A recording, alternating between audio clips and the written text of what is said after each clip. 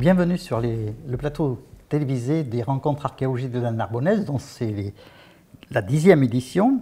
Nous avons le plaisir de recevoir Serge Lemaître. Vous êtes docteur en archéologie, conservateur des collections Amérique des musées royaux d'art et d'histoire de Bruxelles. Pouvez-vous nous présenter rapidement ce que sont ces musées, leurs collections, les périodes qu'ils couvrent? Alors, les musées royaux d'art et d'histoire, c'est un pluriel déjà, parce qu'en fait, ça comprend plusieurs sites.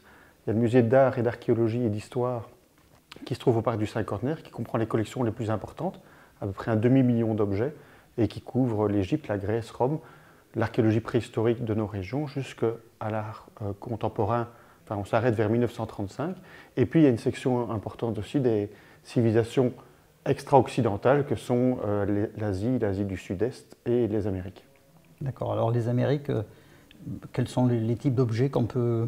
Alors, la collection Amérique comprend à peu près 25 000 objets et comprend aussi bien l'archéologie que l'ethnographie et couvre alors toutes les périodes. Et on est considéré, j'aime me vanter là-dessus, pour dire qu'on est une des 3 plus belles collections d'Europe, parce qu'en fait, on a vraiment un très très beau panorama de toutes les cultures, toutes les civilisations, depuis l'extrême nord, donc l'Alaska et vraiment le territoire inuit, jusqu'à la Terre de Feu, en passant à peu près par toutes les cultures d'Amérique du Nord, du Mexique, des Andes, Bolivie, Chili et autres pays. Alors, quand on parle de Belgique, impossible de ne pas penser à la bande dessinée, à Tintin aussi. Hein. Donc, et vous êtes venu aussi parler de bande dessinée, finalement. Tintin était un grand voyageur aussi, en Amérique, partout. Hein. Oui.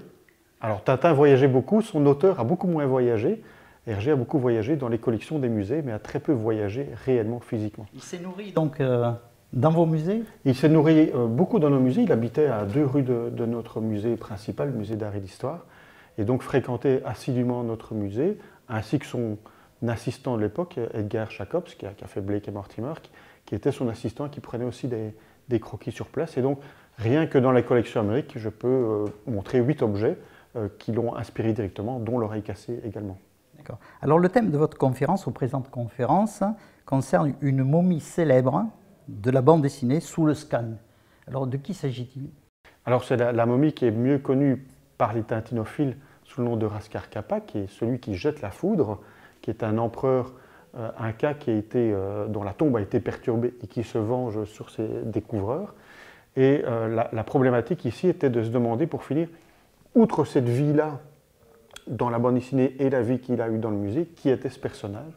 Et donc il y a toute l'enquête, cette fois-ci scientifique, qui se déroule à travers notamment un scan médical pour voir les particularités de ce personnage qui a vécu dans les Andes à la fin du XVe siècle de notre ère. Alors très concrètement, comment ça se passe en fait, ce scan? Alors concrètement, d'abord on va commencer, de manière très concrète, on va prendre des écouvillons et on va frotter différentes parties de la momie et on va faire des analyses pour être sûr qu'elle n'est pas porteuse de différents germes, puisqu'on va aller dans un lieu qui doit être parfaitement sain, qui est un hôpital. Et donc, voilà, il faut d'abord s'assurer qu'il n'y a rien. Et sur une des momies, on a une problématique puisqu'il y avait de l'Aspergillus niger, c'est-à-dire un petit champignon, mais qui peut provoquer des atteintes pulmonaires. Donc, on a dû avoir vraiment un système d'emballage pour voilà, aller faire les scanners. Et puis, on va le samedi matin quand il n'y a pas de patients. Et on fait passer nos patients à nous, à ce moment-là, sous le scanner, avec toute l'équipe de technologues sur place qui vont faire l'acquisition numérique de ces images sur scanner et puis la reconstitution en 3D pour bien visualiser les momies et notamment celle de Raskar Capa. Donc c'est tout un réseau de petites entreprises spécialisées que vous faites travailler, ou alors en interne vous avez vos propres moyens aussi? Alors grâce à Caroline Thieux qui est une chercheuse qui a travaillé sur les momies égyptiennes, elle a créé une sorte de contrat en quelque sorte avec les hôpitaux universitaires Saint-Luc, qui fait qu'on travaille ensemble pour l'acquisition des images médicales et sur la reconstitution 3D. Et puis après, il y a toute une équipe scientifique qui vient se greffer là-dessus, anthropologues, entomologues et autres personnages. Parce qu'on en sait long finalement sur la médecine au temps des Égyptiens aussi. Hein.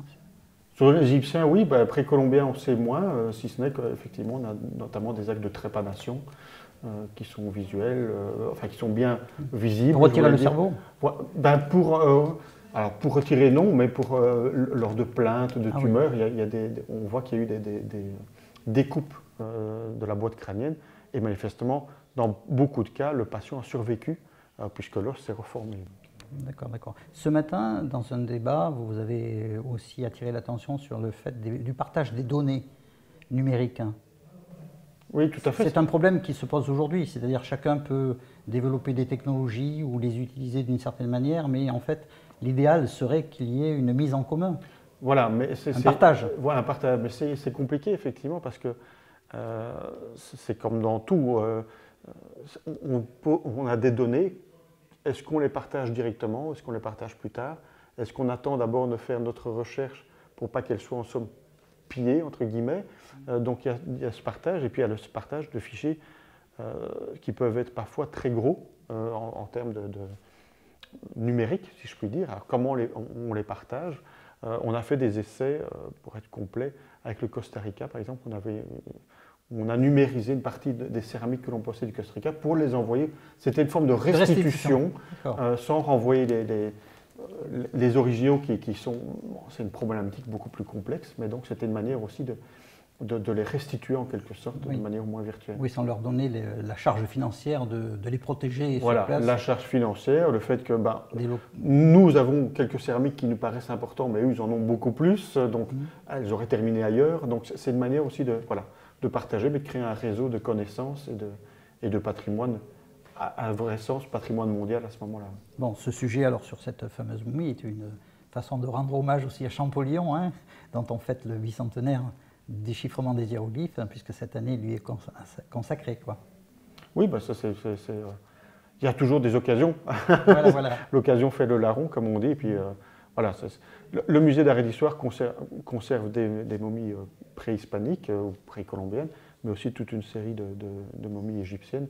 Et donc, ça fait partie aussi de toute cette culture de déchiffrement des premières momies qui arrivent et avec des textes. Champollion n'est pas allé en Belgique, il est allé en Italie, il a passé une année. Voilà, alors là, j'avoue que mon ignorance, peut-être qu'il est venu, ou en tout cas, on sait qu'il avait des contacts. Surtout, voilà, peut-être qu'il y a eu des échanges épistolaires entre eux, entre les conservateurs de l'époque. Merci Serge Lemaitre. Avec plaisir.